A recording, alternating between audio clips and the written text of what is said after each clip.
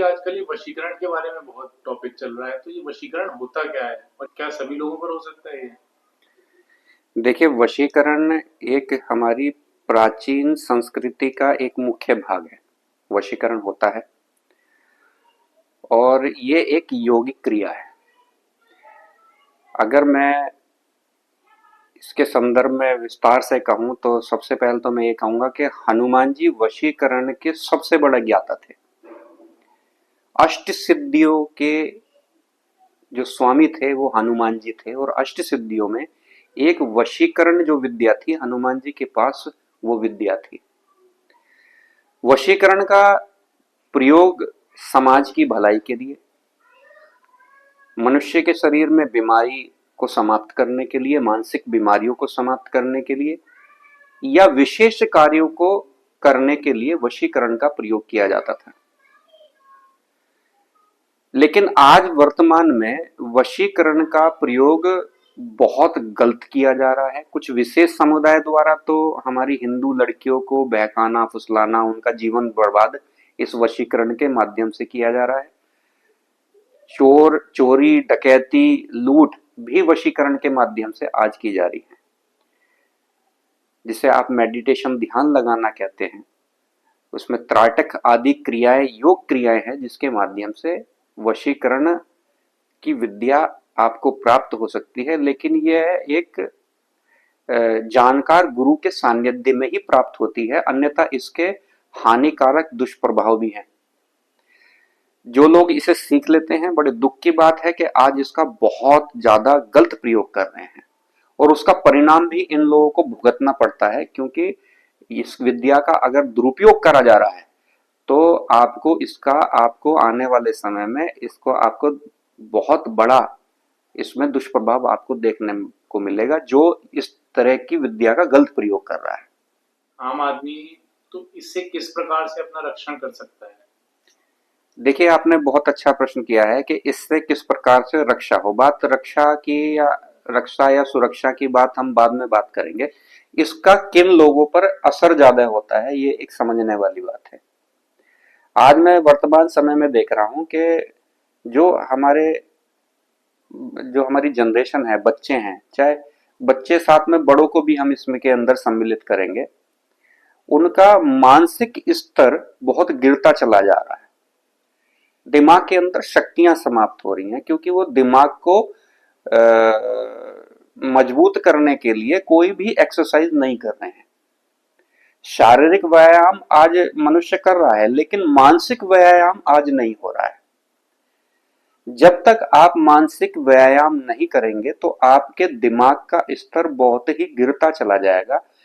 और आज यही कारण है कि आज छोटी छोटी सी बात पे लोग इतना तनावग्रस्त हो जाते हैं कि एक तरीके से आप ये कहते हैं, जब छोटी सी आप समस्या नहीं झेल पा रहे हैं तो कोई आपके ऊपर वशीकरण जैसी क्रियाएं कर रहा है तो आप उसे कहां झेल पाएंगे। आप जल्दी ही किसी के वशीभूत हो जाएंगे। तो सबसे पहले दिमाग की स्थिति को बहुत मजबूत करना है। जिन व्यक्तियों की दिमाग की स्थिति बहुत मजबूत होती है, सशक्त होती है, शक्तिशाली जिन लोगों का दिमाग होता है, उनके ऊपर वशीकरण का प्रभाव नहीं पड़ता। लेकिन जिन व्यक्तियों का दिमाग का स्तर बहुत कमजोर होता है, बहुत दुर्लभ दिमाग हो जाता है, छोटी छोटी सी बातों पे घबरा जाना, कुछ याद ना रहना, अभी कुछ काम किया है थोड़ी देर में भूल जाना, छोटी छोटी सी बात पे उत्तेजना हो जानी, क्रोध आ जाना, या किसी चीज को सहन नहीं करना, अचानक से जरा सा जीवन में कुछ बात हुई तो हाइपर टेंशन, बीपी बढ़ जाना, ये सब हमारे मानसिक स्थिति को दर्शाते हैं।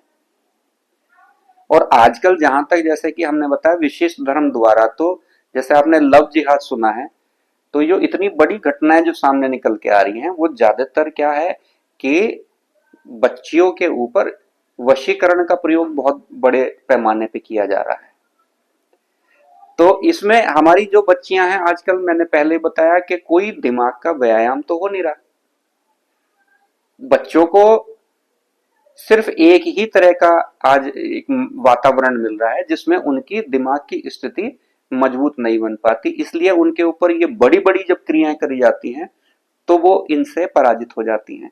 और किसी ना किसी चंगुल में फंस जाती हैं और अपना पूरा जीवन उनका इस चक्कर में बर्बाद हो रहा है।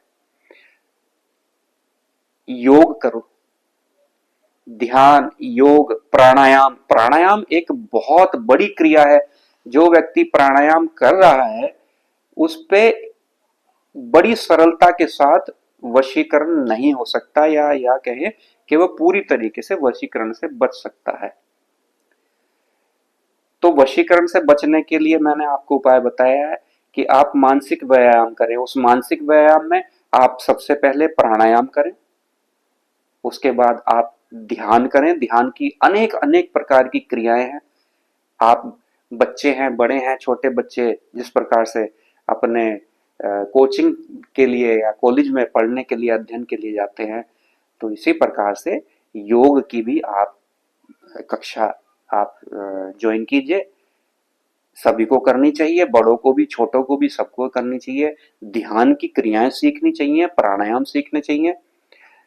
नाड़ी शोधन प्राणायाम इसके लिए मैं सबसे ज्यादा उपयुक्त मानता हूं। जितना आप प्राणों को साधेंगे उतना सबसे ज्यादा अच्छा होगा। दूसरा, मोबाइल का प्रयोग कम से कम करें। आजकल सारे दिन बच्चे मोबाइल में लगे रहते हैं, बड़े जितने भी हैं वो सारा दिन मोबाइल में लगे रहते हैं।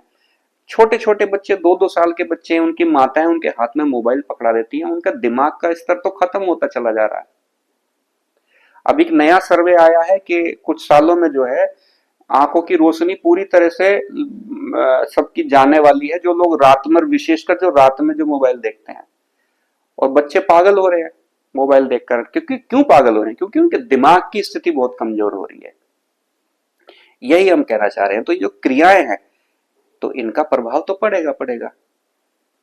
तो नाड़ी शोधन प्राणायाम, भस्त्रिका प्राणायाम, भ्रामरी प्राणायाम, ये प्राणायाम करने से आपके दिमाग की स्थिति बहुत सशक्त हो जाएगी, शक्तिशाली हो जाएगी।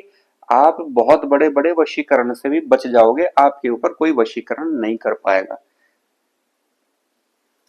आजकल कुछ लोग जैसे पोस्टर लगा देते हैं, बंगाली बाबा और ये सब, तो वो कहते हैं कि आप पैसे देकर हमसे वशीकरण करवाइए किसी व्यक्ति पर, किसी अपने स्वार्थ के लिए। तो क्या वो ठीक है ये सब काम? मैंने आपसे बताया कि ये कुछ लोग छोटी छोटी ये वशीकरण की विद्या सीख लेते हैं कहीं ना कहीं से, और इनका गलत प्रयोग आज समाज के अंदर हो रहा है। निश्चित तौर पर